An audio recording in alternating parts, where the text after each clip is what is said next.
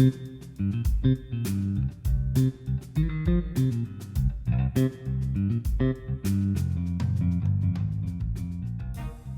I'm Murray Collins, and this is the Space Intelligence Nature-Based Solutions podcast from Jakarta. I'm here in Indonesia with two experts in the carbon markets. We have Dr. Riza Suarga, terima kasih atas waktu Anda, Bapak, and also Stuart Clenahan, deep capital markets experience and also an expert in forest carbon. Great to have you. Great to be on the road with you, Stuart, in both Singapore and Jakarta. Why don't I hand over to you both just to give an introduction? If we could start, Riza, would you mind saying a few words about the Indonesian Carbon Trading Association and your role there? First of all, thank you, Murray, for inviting me to this podcast. I think it's a great opportunity to explain to everyone that how important carbon trading for climate change, and also how Indonesia has taken the opportunity. IDCTA, or Indonesia Carbon Trade Association, actually it's a quite baby association itself. Just recently celebrated their third anniversary. Happy birthday. Thank you. But the members are quite veteran in their respective fields. I myself has been in forestry industry for almost 30 years. And my first carbon project also, probably you also partly involved in it as MPP.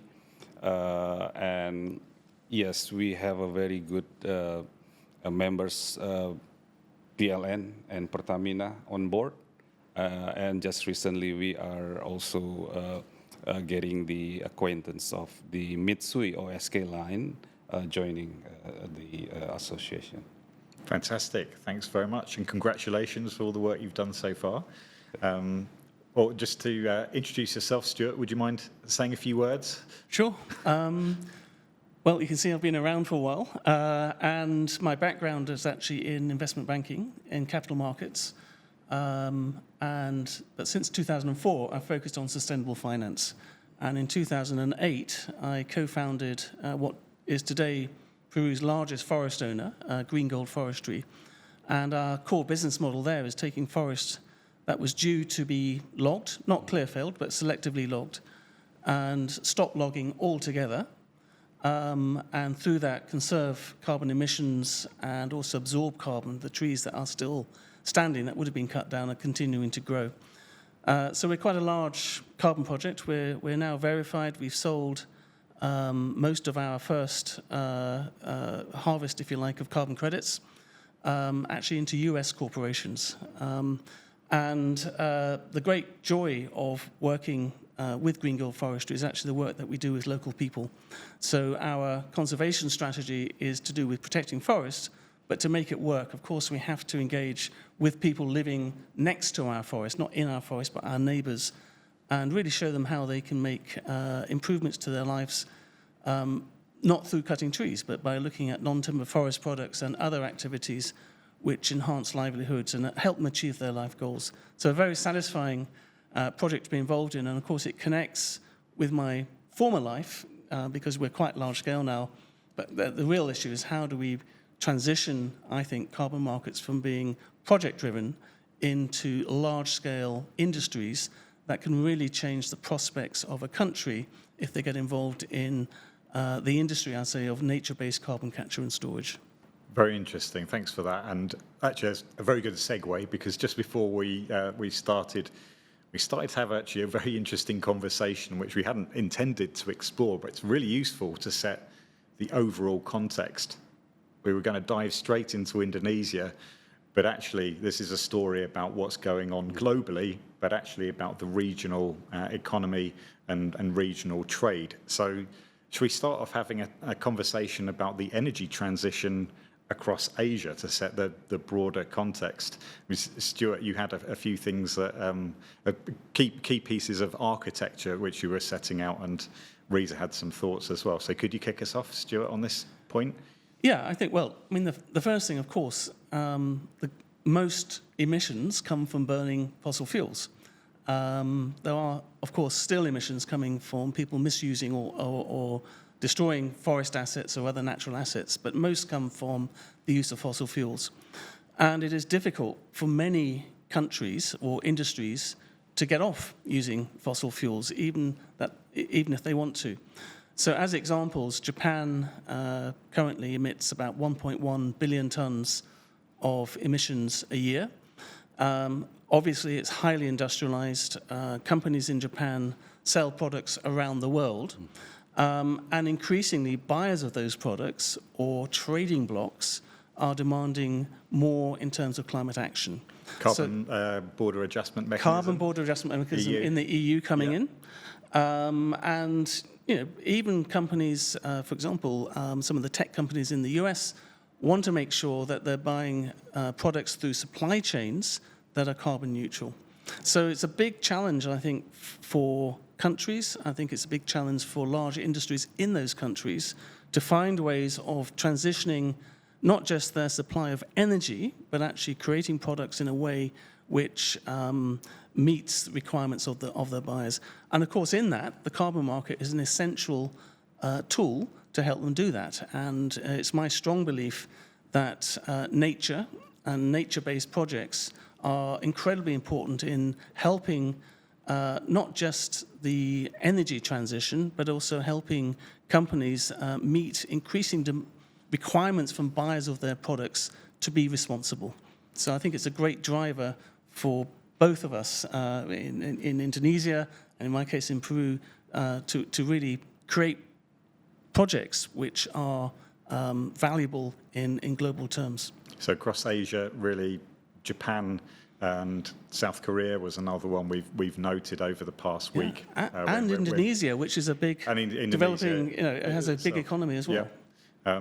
But then, of course, Indonesia is a major supplier or potential supplier of at least forest carbon credits, and no accident, therefore, that you've mentioned a couple of major Japanese organisations being involved in the Indonesian Carbon Trading Association. So how do you see Indonesia fitting into this broader energy transition in Asia, Dr. Riza?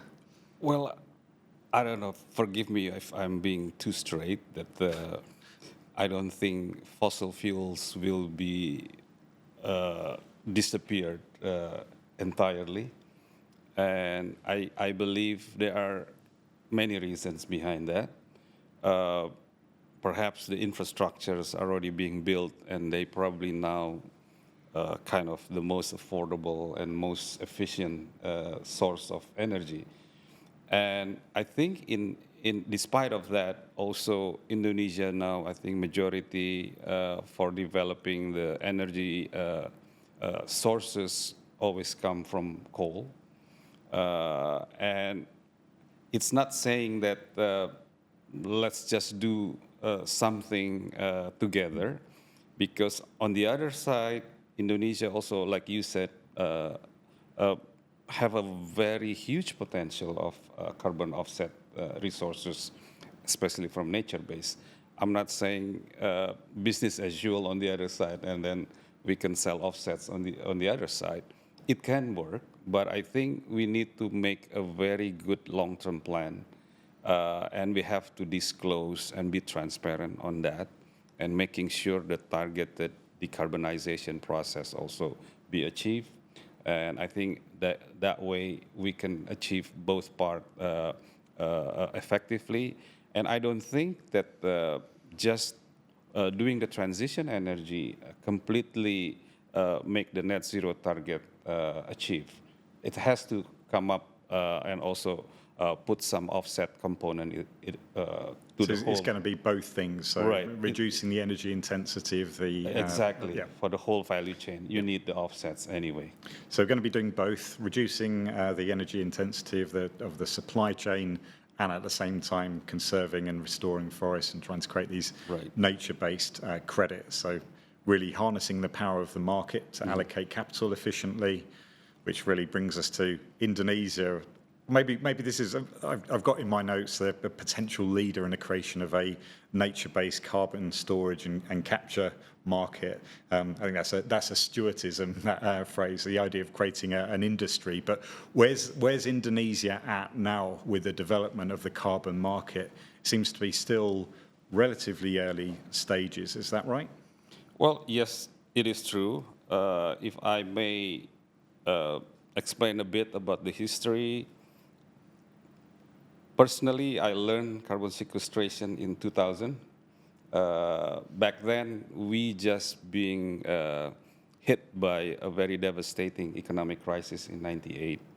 So I believe Kyoto Protocol was adopted in '97, Stuart, if I'm not mistaken. And then Indonesia also ratified the Kyoto Protocol in 2004. Back then, the market is not yet being developed quite like what we are seeing today. I think one important milestone in 2007, if I recall, during COP13, RED Plus was firstly introduced in Bali. And then 2008, UN RED was also being established by the UN. Back then, RED is like the savior of the planet. But now you've heard that RED now is like the unwanted child. This is something It's a point we should pick up on, right? Because we've got this very strange, and I think it's a false dichotomy in the market in the forestry sector. People saying we just want removals. Exactly. That's why. Whereas we're still losing like 1% of our forests every year. It's crazy to be doing just removals and not conserving the remaining forests. Not enough to offset anyway, in a sense. That's why I think it's important that I mentioned this in this conversation. And then if you ask me where it stands right now about Indonesia's carbon market, well, 2016, as you know, Paris Agreement established, and I think some of we call it legacy projects, either the two of them already trading, SMPP just started, and then 2019, we had our first issuance. Unfortunately, 2021 was also a bit of, I'm not saying a major shakeup in Indonesia, because that is when the government kind of tried to consolidate everything. But unfortunately, the trading is being halted as a moratorium. So it's still a moratorium. Well, it's being open right now. In place, but this is at the point where we're opening up, right? Right. 2023, we have our IDX carbon exchange was launched, trading some renewable energy credits.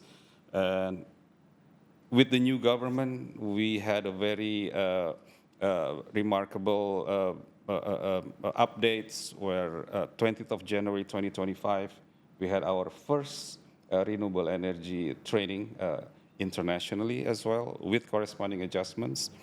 Hopefully, they plan to have another one for FOLU next month. It's a bit too early, but we are not fully prepared yet, but I think it's a good sign. Using corresponding adjustments and all, including voluntary market as well. Where it stands with, I think, between 2023 and 2025, so far a lot of trading have go through the IDX carbon exchange. 3.1 million tons are listed, about 1.5 million traded, and about 483,000 tons being retired.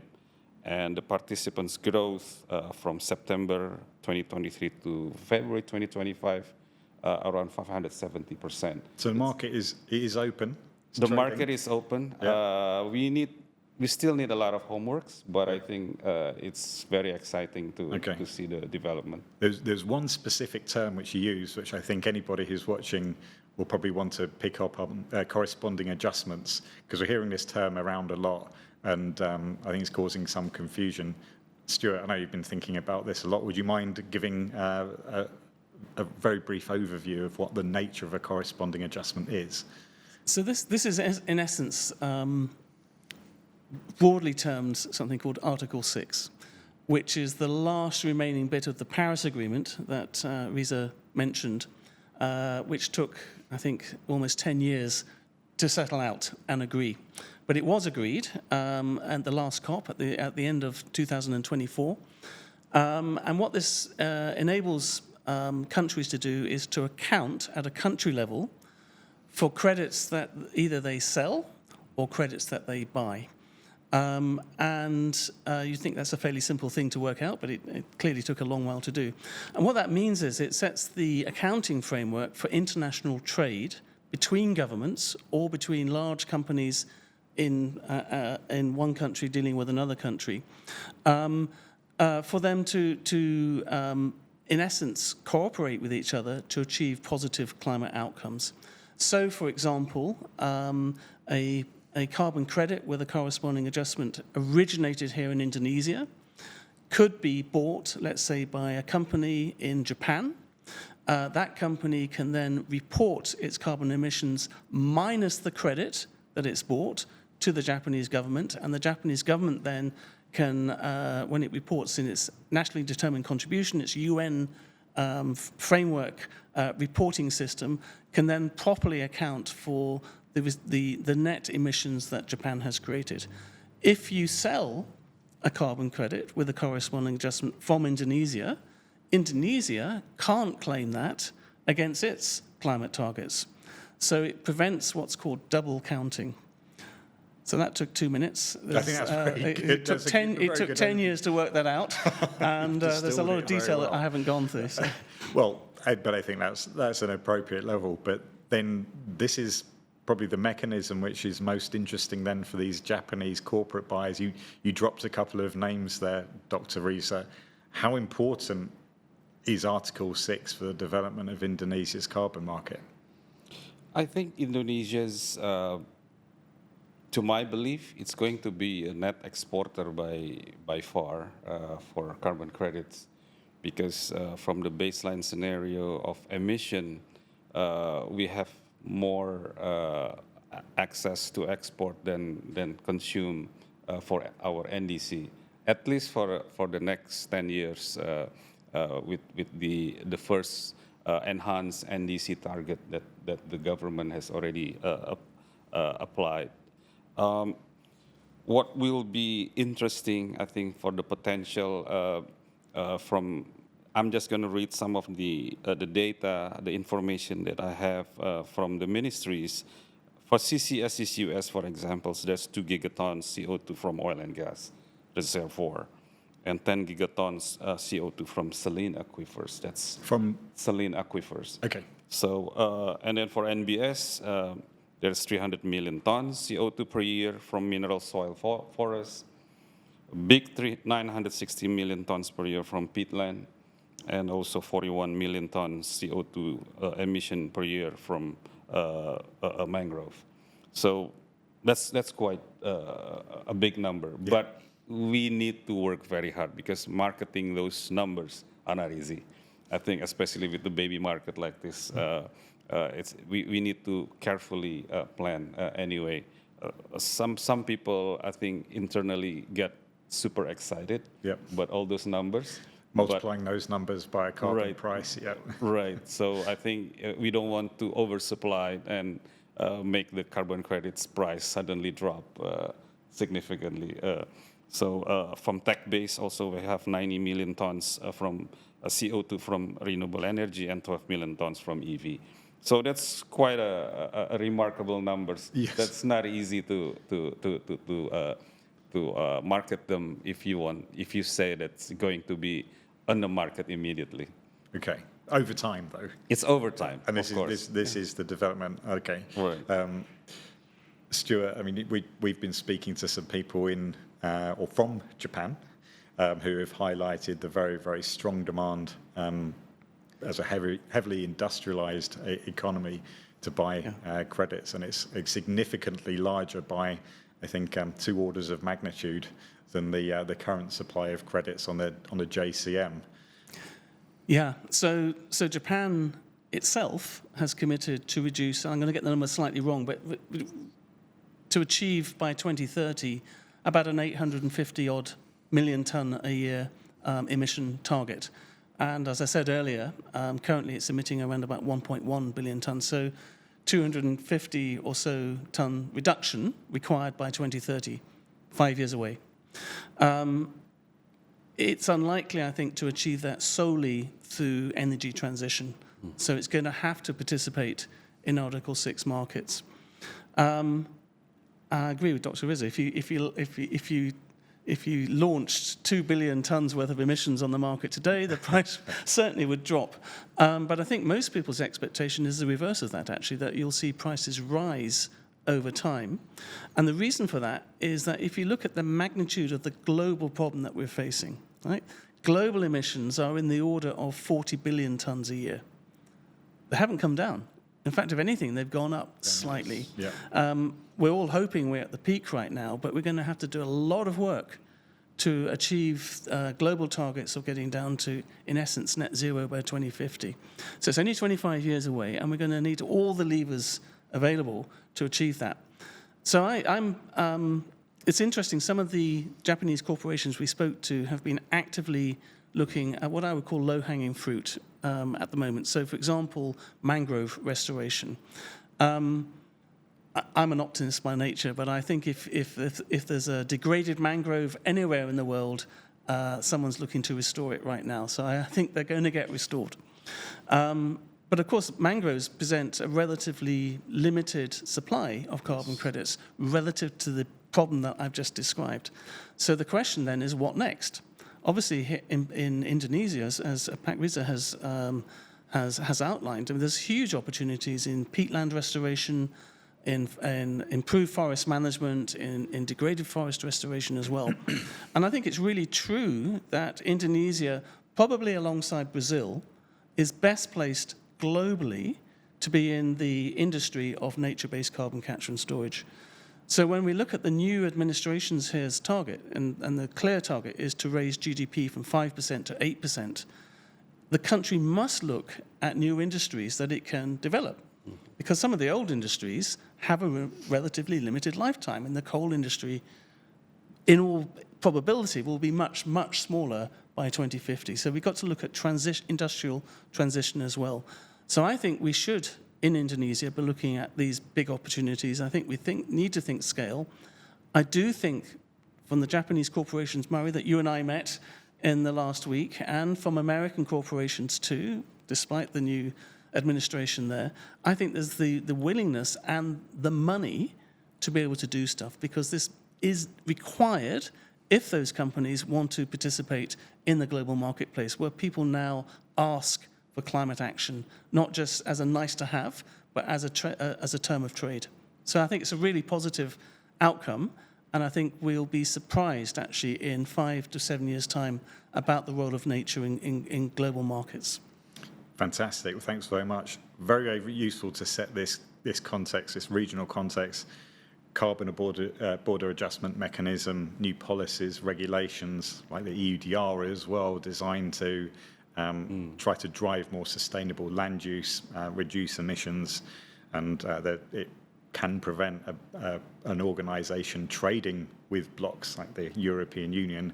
So it's going to be a major driver of the consumption of carbon from key providers. And Stuart, you were saying Indonesia is really, alongside Brazil, one of the standout providers of nature-based credits in the future. And lest we forget, it's not just about the carbon, it's supporting some of the world's most biodiverse ecosystems here in mega diverse Indonesia, but also globally, some of the 1.5 billion of the world's poorest people. If we invest in nature-based solutions, there's a huge opportunity here.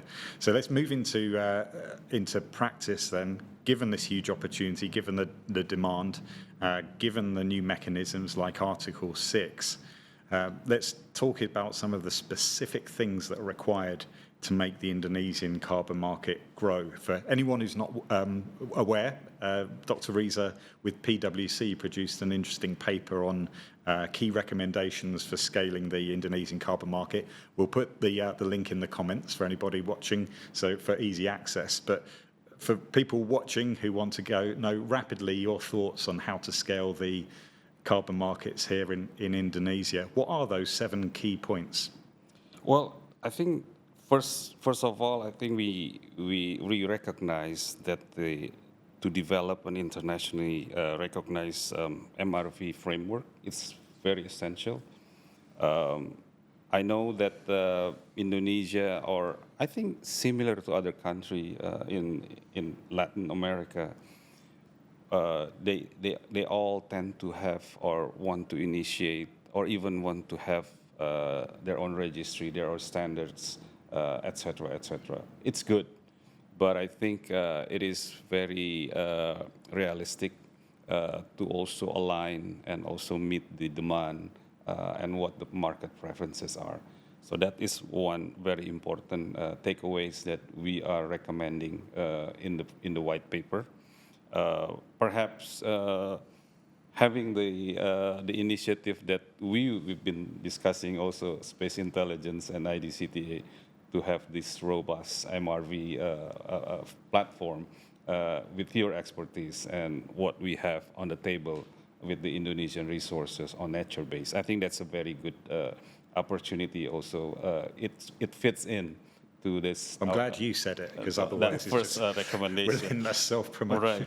Right. But it's a key part of the MRV and the data. Yes, exactly. So, and secondly is we also recommend some kind of clarity of the regulations supporting international trade to support the feasibility of the projects. I think many times, I'm not saying disconnectivity occurs between regulators and private sectors. I think it is time now, very essential also, since Indonesia have ambition to participate and even entering the Article 6 mechanism. 6.2 is between countries. There's no other way that Indonesian government as well needs to become a marketing agent of their own products. It's not just up to the private sectors, because when you talk about 6.2, this is between country to country, or if it's other international mitigation purpose, then maybe Corsia scheme could enter the picture, right? So that is number 2. The third one is the most important thing is previous administrations kind of make the infrastructure and the structure of the regulations to differentiate between NDC and non-NDC credits, which we thought it's supposed to be corresponding adjustment and non-corresponding adjustment. Because I think for voluntary market, we recognize non-corresponding adjustment still can be accounted for NDC. I don't blame the previous administration to have that kind of thought, because they always refer to the UNFCCC and Paris Agreement, because they keep mentioning that there is no wordings whatsoever within the Paris Agreement that says voluntary market. That's why I think this is very important. But I think the new government already picked that up, because this is just not just literally something written on the Paris Agreement articles, but this is opportunities for Indonesia itself. And then we also recommend to revisit carbon tax-based price. This is important for decarbonization process. Right now, I think more focus on the energy sectors, the transition, the cap from the coal-fired power plant, the existing ones. I think we also advise to expand to other sectors for the decarbonization take place. We also advise the enhancement of project transparency through SRN. Not so much understand SRN. I think anybody from international players, even when they access SRN, they So still... for anybody who's watching the SRN Right. system, Registrasi Nasional, Right. your national registry for Indonesia for Yeah, projects. it's not a. It's a very good initiative. It's a very good. We need to support that. But I think a very a basic understanding. They need to also have a bilingual or multilingual menu on the registry rather than just Bahasa Indonesia. I think it's very basic. So everybody can transparently understand. Yep. More clarity on how things can be presented with all the projects. So we're selling intangible commodity or intangible goods. Yep. Information is very It's key, essential. yeah. So I think that part has to be taken care of. And I think the other part that we recommend also regarding the how guidance on carbon, accounting and tax treatments for those who buy or trade carbon credits.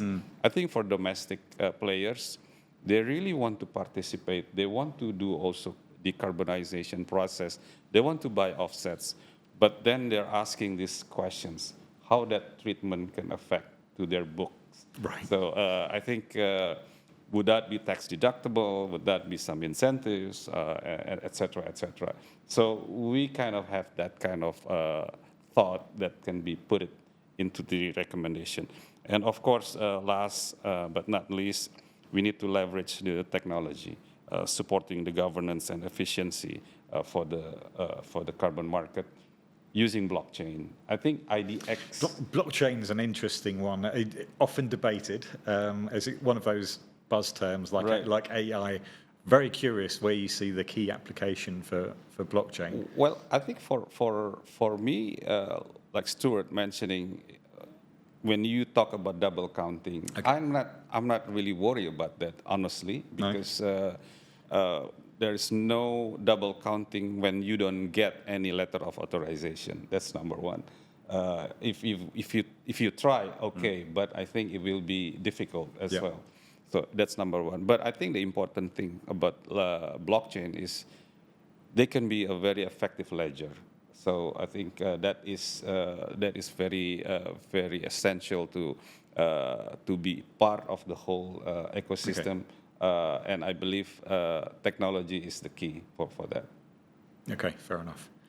All right, thank you very much for that. We will post that reference in the links because I think that is a very, very useful paper. Thank you for rattling off those key factors. I'm curious, Stuart, in particular, because you come from a deep expertise in capital markets, let's think about what the private sector needs to scale, particularly with regards to finance. Very keen to dig into your views there. So it's an interesting question. I mean, I should refine it, say the private sector with regards to the development of individual projects at the moment. Let's make it focused. So as a project owner in Peru, we have been incredibly fortunate in having very supportive shareholders and individuals who are both are able to afford investing in a large-scale project and who are interested in what that project is doing. But I realize that we're really fortunate in our position, and I know in Indonesia and in many other countries that there is a lack of early-stage capital and growth capital. I mean, in short, there's a lack of capital for investing in these types of projects. At the other end of things, there is clearly growing interest from very large corporations now to get involved. We had dinner, in fact, last week, Mary, with one of the US's largest tech corporations, and we had a meeting with one of Japan's largest trading companies. And both, as I said earlier, are interested in, particularly at the moment, in mangrove restoration. And they have the capital and the expertise, I would say, to be able to get those projects done. So there is a big gap, if you like, between the cottage industry, and that's maybe being too, maybe it's not a cottage industry, but the small, relatively small-scale industry of projects, and the very large opportunity of country-to-country trading or large corporation trading. So what I see is the following. I think there is an opportunity to close that gap. I think that countries that do the most to both recognize those issues and to solve those issues will do best in terms of developing their industry of nature-based carbon capture and storage. So one concept that I've been working on is the concept of countries issuing bonds to fund this transition. The use of proceeds of those bonds would be used by a specialist, call it, if you like, a nature sovereign fund.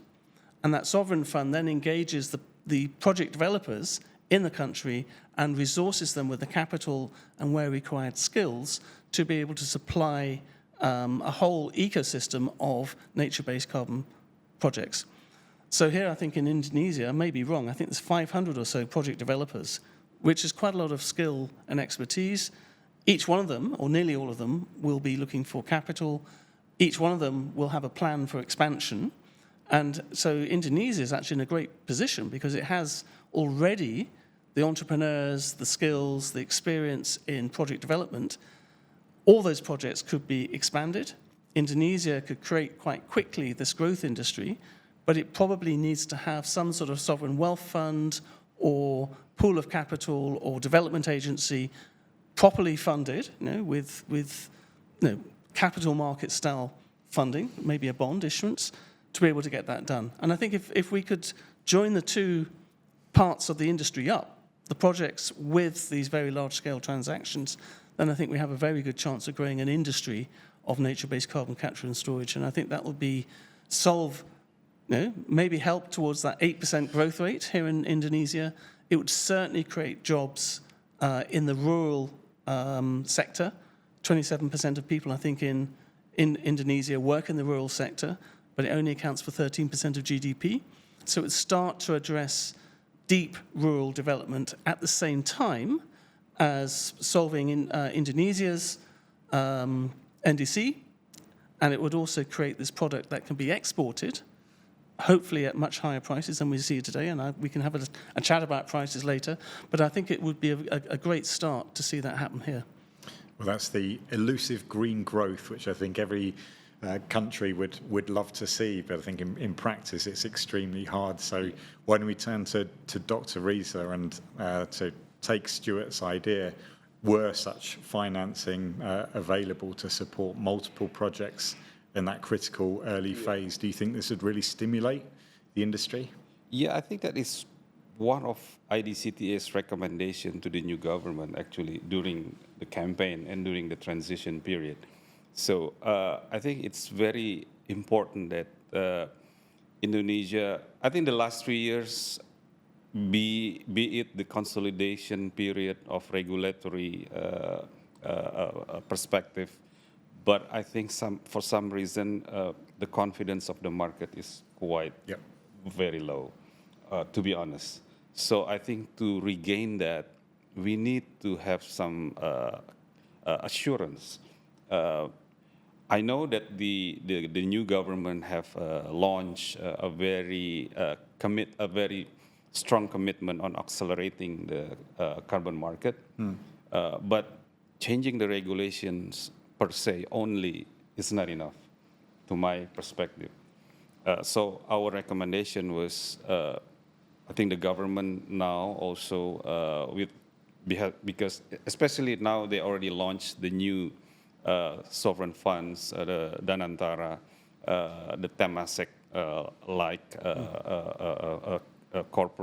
companies or institution. So it's effectively it's a sovereign wealth fund for Indonesia, just like Temasek and Singapore. Yeah. We recommend to have the green sovereign wealth fund, like what Stuart mentioned. So the government or the Indonesian part could have their skin in the game. So it's not just changing the regulations, because Prabowo might be re-elected, but his term's going to last for 10 years at least. Not at least, the most. So, but then in terms of the investment, this is a long-term investment, 20, 30 years minimum. So we need some clarity, we need some assurance. Sustainability of the project is important. That's why the recommendation is there. The environmental funds also is available. I think we can utilize that. Is that in addition to Danantara or It's from? already existed. Right. The environmental fund. So it's combination between reforestation funds, the levy from forest provision, and I think for carbon also there are levies for all carbon credits that being traded, 10% out of the transaction. So there are numerous sources that can be used, and not to mention Indonesia also receive many grants related to sustainability, related to environment, and that pool of funds now is being managed by this environment fund agency. Right. So I think that can be expanded, and if Indonesia is serious on that, we can always have a very different and innovative ways of putting that funds together. We can invite Stuart along with it as well, to be honest, because this is going to be open. It's going to be managed by professionals, internationally related as well.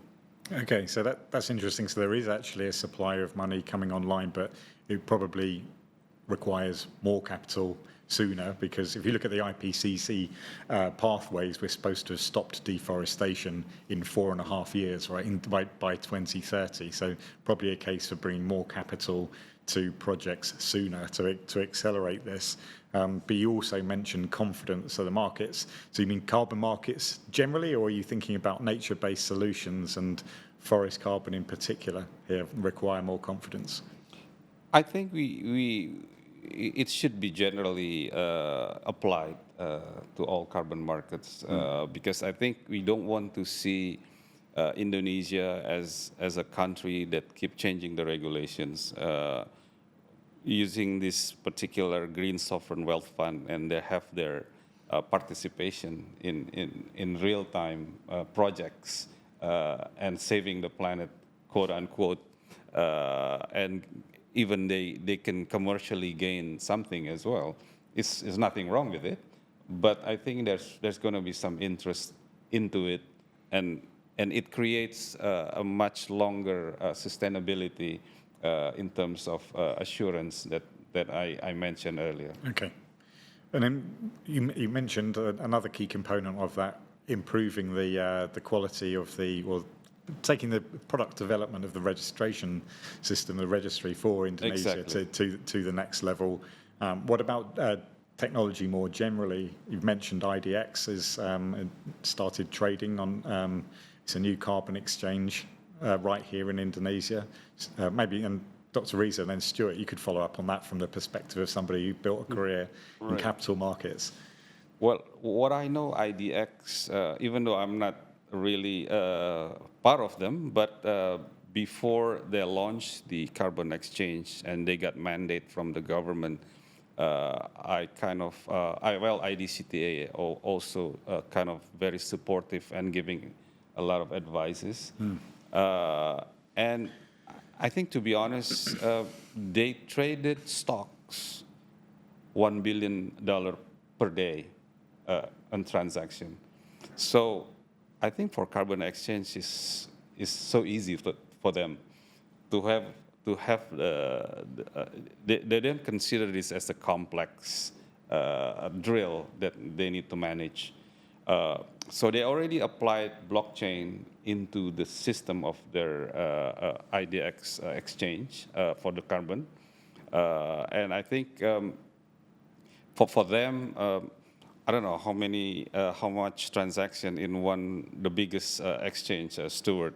If I say just I've taken an example of Indonesia's NDC alone is only 83.4 million per year until 2030. So if you multiply that by $10, for example, it's only $834 million. So it's still less than a day transaction for IDX. Yeah. Very small. So literally, it's not a difficult task or responsibility for IDX. And I even said to some of the important person in Indonesia and saying, let the registry be titled SRN, but managed by IDX. I think that would save a lot of time and investment. Okay. Stuart, from the experience of the experienced capital markets guy. Yeah. So maybe I have a slightly different vision, actually, because what I anticipate is that we see the start and then quite rapid development of a global market for Article 6 carbon.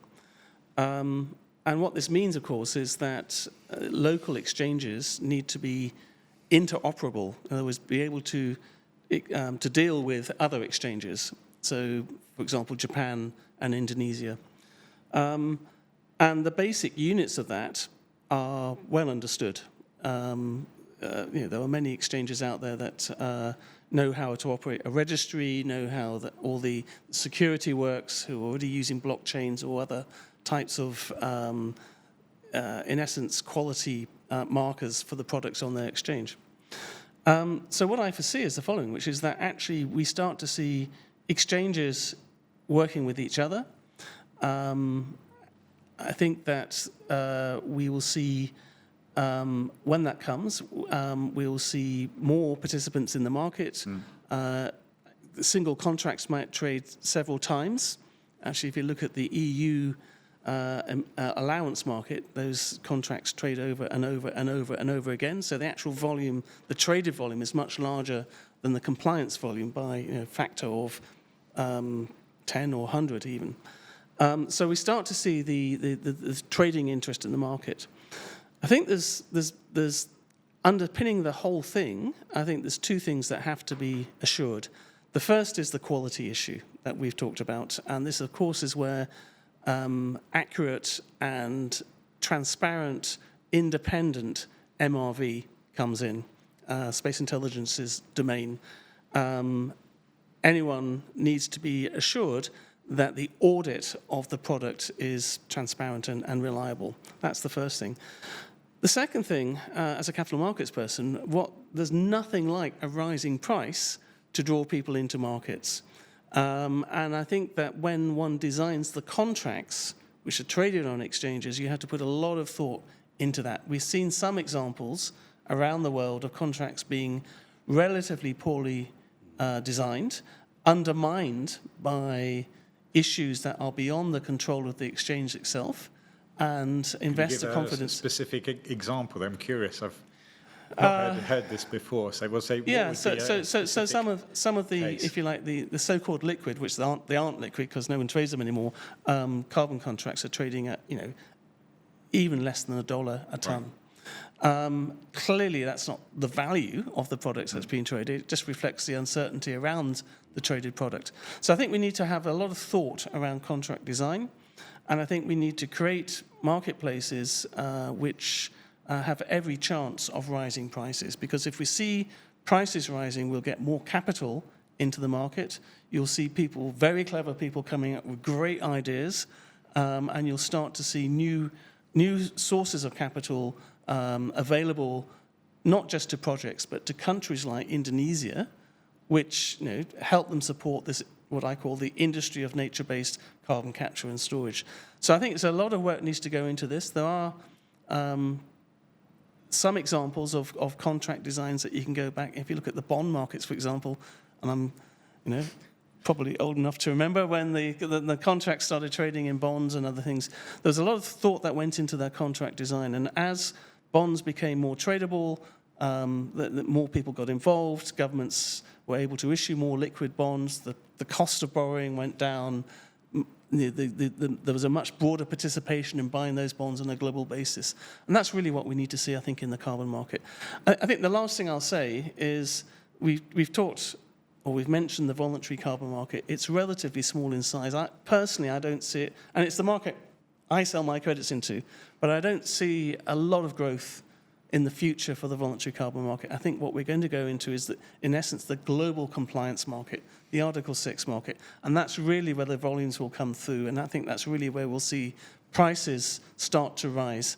But to make that happen, you can't have any hiccups. You've got to make sure that the product you're selling is monitored and reported and verified using independent, high-quality technology, and it has to be transparent. Fantastic. Yeah, So I mean, I think I can add yes, to go that for because it. when we have those takeaways in that white paper, Yeah. we mentioned also about interoperability. Okay. So I think the alignment of registries, methodologies, and even the validators are very important. This is the task force also that IDCTA has been established with Gold Standard and Verra. Verra since 2 years ago, Gold Standard since last year. So I think we catch and we take that opportunity and try to also advise and also support the government to do. I'm not saying educating the government, but I think the government also already have quite a plan for that. But I think the spirit and the energy is going into that direction. I agree with Stuart. We need more participation from the demand side. I think now is the questions, not to my experience, being exercised or being trained in the last 3 years with the moratorium and everything. Everyone was saying, hey, you got to deliver high quality. You got to deliver high integrity projects. I think we have done that quite a lot right now. We involve the best co-developers, best partners, and everything in between. But now I think we like to see also the demand expanded, which I think this is also like a wait and see game. Stuart, coming from capital market, I think he's very realistic. Because we need the support from the capital market players. And they are the best and the perfect group of people that understand because they are the liquidity are coming from them. Yeah. So we need to be more practical. Don't reinvent the wheel. I never like to have another set of methodologies or standards. But I think we just put something, what is the best on the table already. Okay, well, you seem to have a tiny bit of disagreement, though, in that I think you were saying that the transaction volumes in the IDX are quite low and you anticipate them being quite low, whereas so IDX can easily do this in their, part of their day job. Stuart's saying equally, though, if you put a lot more investment into interoperability and systems, then the market will scale more quickly. I mean, is that have I misinterpreted your comments? Is that no? unfair? I think what's happening with IDX Carbon Exchange right now, their mandate is a bit limited. They are not the primary market operator, rather than only secondary market. They are like a marketplace only right now. So I think that needs to be changed. If you want to have more players, liquidity, you can't just restrict transaction into domestic only. You have to open with international players coming in. Where international players coming in, of course, they're going to follow the most common framework that's available in the market itself, right? So I think IDX understands what to do, but their hands are tied at the moment. So we are also advising the government maybe they should do some adjustment if you want to attract more players into the market. Okay, Brilliant. Thanks very much. And well, I hope it's clear. I think so. I mean, it's good to dig into the details there. But two key things which came out, I mean, the nature of quality and price, which are probably going to be strongly related, right? High quality activities, high quality credits are going to generate high prices. I think we've moved from a carbon market which is low quality, not really having robust MRV independent verification. Call that the voluntary carbon market 0.1 or 1.0. And what you're describing, Riza, with new technology, and Stuart, you flagged high quality independent data, that's moving us to a verified carbon market 2.0. How optimistic can producers be about the prices they can achieve from projects which are determined to be and assessed to be high quality in the market? Everybody's very concerned about low prices, particularly from avoided deforestation projects in the nature-based solutions segment. How do you see that changing where projects are high quality? So on prices today, depends who you speak to. I mean, you'll hear some people who are not directly involved in transactions talking about low single-digit carbon prices. I can confirm from Peru that we have achieved low double-digit prices for our carbon, and nearly all of it's been sold to very high-quality buyers who are going to retire it. We work to achieve that. We work with Conservation International, who have done their due diligence and in essence, are our partners on marketing our credits. If you look at the global markets for carbon, there's some very interesting things emerging. I mean, so in the EU, we've consistently seen allowance prices for the last few years trading in the $60, $70, $80 type range. Many analysts will write nice research papers talking about $100 or more prices required. And my own feeling is that actually, as we see this Article 6 market develop, given where most countries are, which is a long way off their targets, I think there's going to be increased demand for carbon credits, for carbon offsets. Interestingly, it's a personal opinion, but I think that carbon is a almost fungible commodity. And its units are, it is a commodity which is a ton is a ton is a ton. Even if a project is supporting some particularly exciting biodiversity? There you go, right? So, of course, our projects in Peru have a very strong and very credible community component, which makes them extremely attractive to our buyers. And, of course, we're in the Peruvian Amazon, right? We have an incredibly strong biodiversity component to our project as well. I'm not saying that those things aren't important, and they certainly today in the voluntary market help us achieve the prices that we are. In the future, however, I do see the global carbon markets becoming more commoditized. They can do that if the quality of the credits from a carbon perspective stands up. So MRV has to work. So then you ask, well, hang on a second, what about all the community benefits, the biodiversity benefits that come along as well? Actually, I think those are still incredibly important, but they give you the license to operate. If we didn't work with our communities in Peru, then we would be unsuccessful, I think, in our carbon project.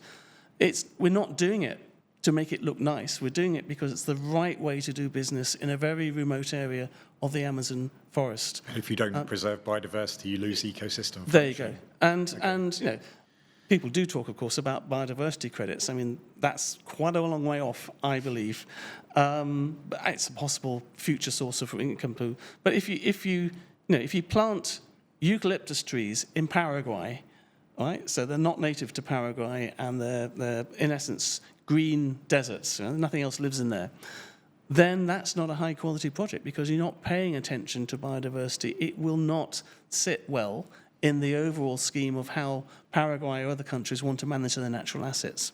You've got to work with communities, because if you don't work with your local people, you will be dislodged from your position as a project owner, or your project will be undermined. So you have to do these things. And of course, if you get them right, it lowers your cost of capital and gives you access to more investors to fund the project. But it doesn't necessarily result in higher prices for your carbon credits. And I think probably we'll see a more fungible market in the future at much higher prices than we are today. That's a very, very interesting way of looking at it. Rather than it being an added benefit, this is your gateway to get into the market. You provide community and biodiversity benefits from the projects.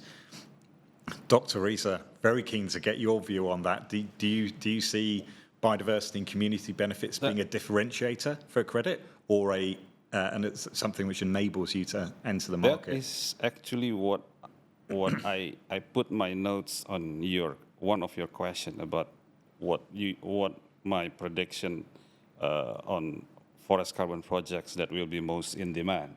So basically, I think I second what Stuart was mentioning, that I think proven co-benefits and delivered impact to community and biodiversity is very, very important, and that is the key of the future. I spoke about this as well in last week in our parliament, because we were having a hearing about carbon from the 12th Commission, because I think they need some information and clarity whether we are selling intangible goods. I said it's intangible goods, but it have a very significant impact. And it is a very real impact on the ground, that what we are producing. This is not so much on a CSR anymore.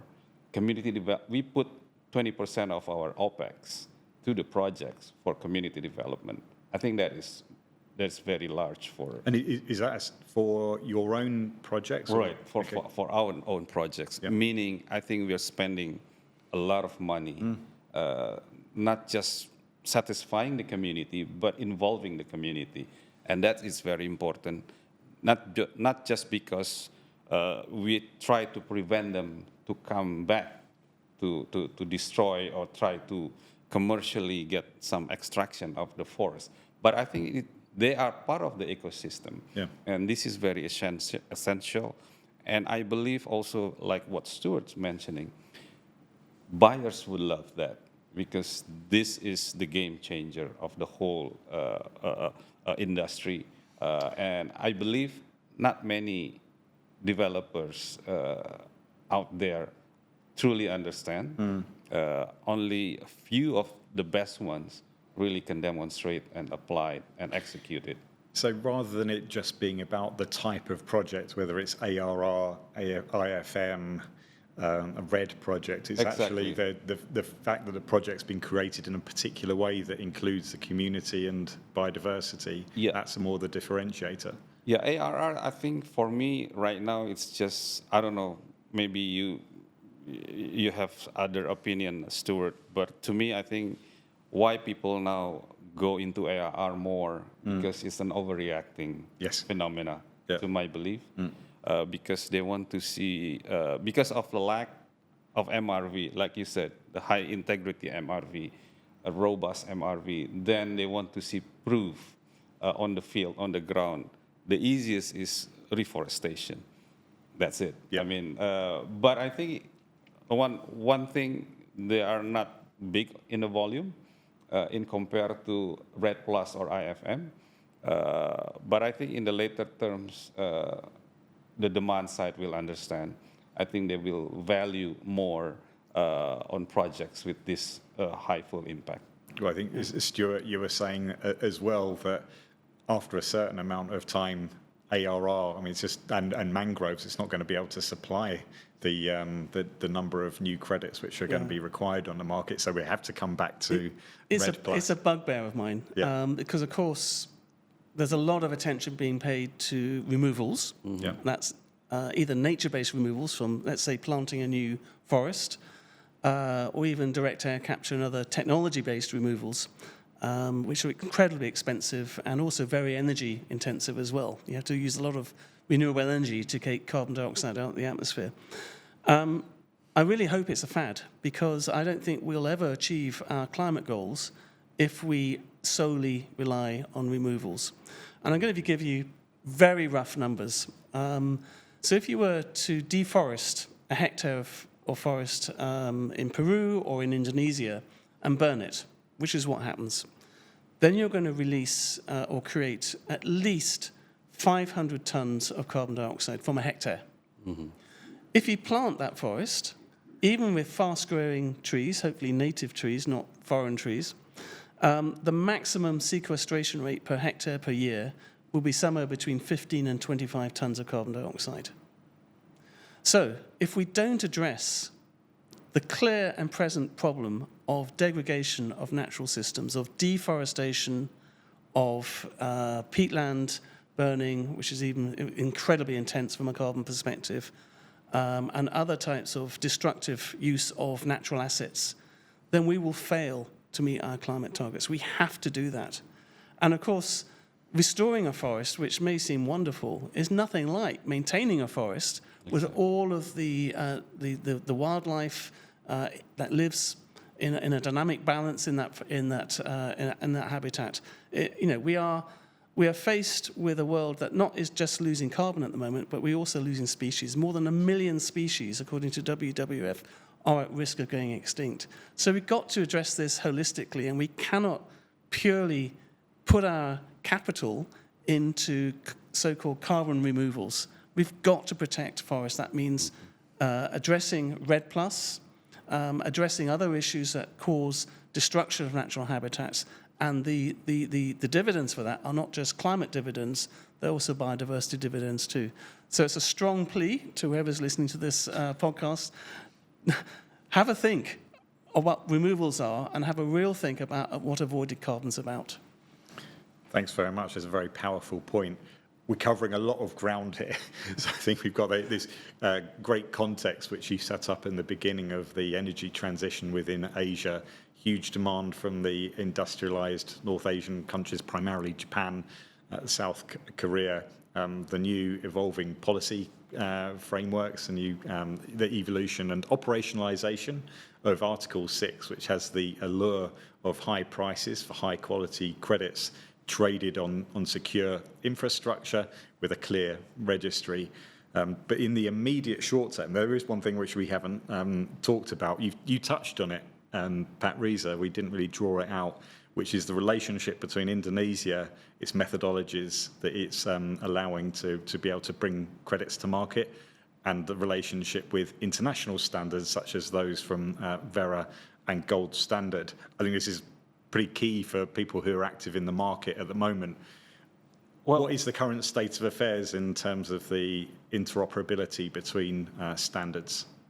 Yes, I think that's a very good question, and I think I just want to give you a little bit of update. I think a week ago, Verra and Ministry of Environment already have a workshop and together, and I think they all already, I don't know if it's signed already about the mutual recognition agreement, but the discussions is on that direction. I think for the upcoming April FOLU international trading, it's going to be using international standards. So I think this is the last 3 years hard work that we have done together collectively.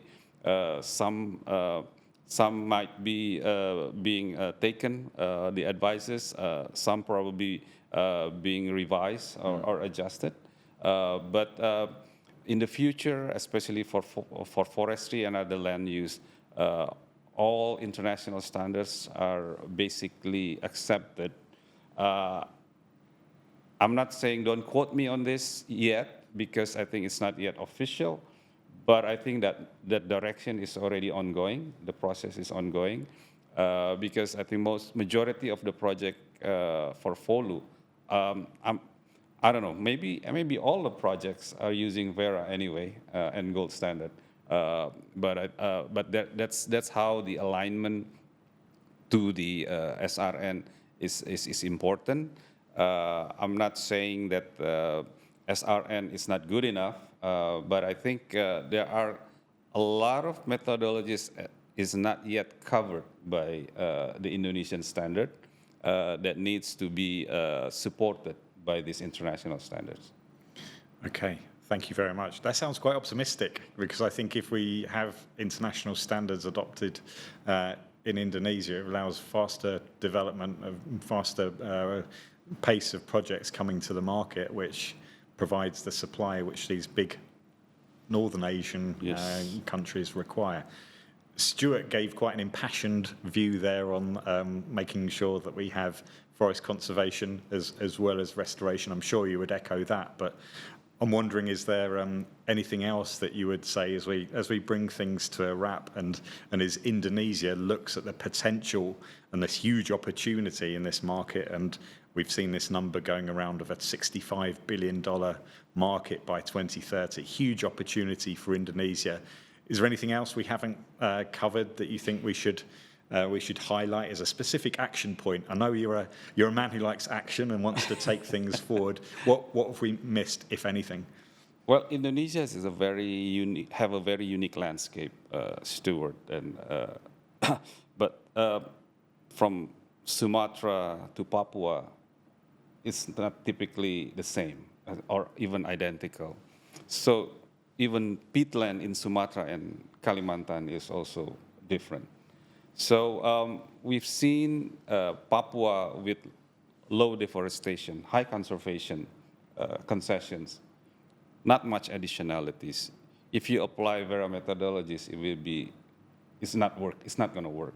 So we have to probably use other methodologies like R3s or something. What my point is, we do need to really focus on how the preemptive action is going to look like and is going to be, rather than just having removal credits, removal projects. I spoke about this to Papuan governors and regions, and what their comments are. Okay, let's just cut down the trees first then, and let the removal credits 10 years from now. That is not what we want. So I think the message is very clear.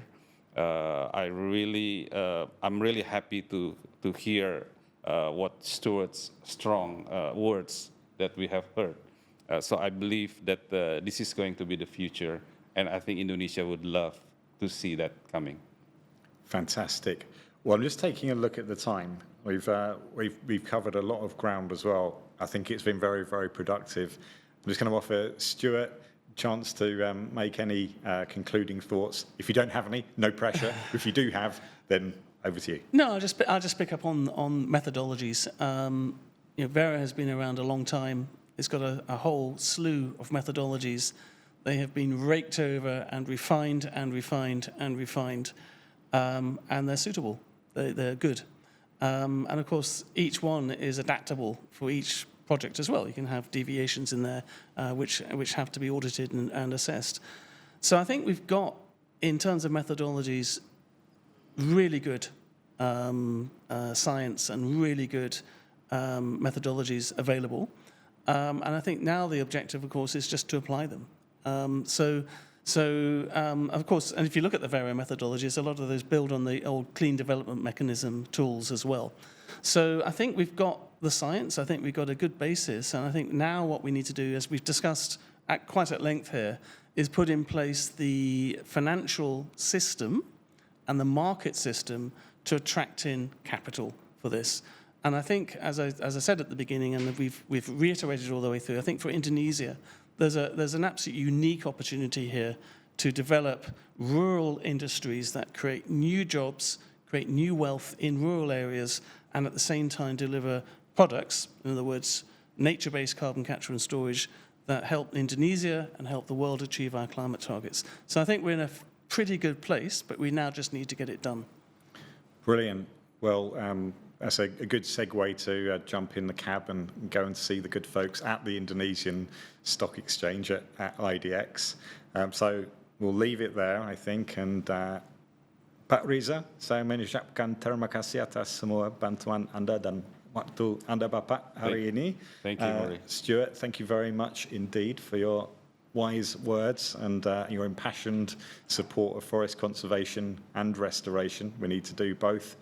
But I will say at that point, thank you very much for watching and see you next time.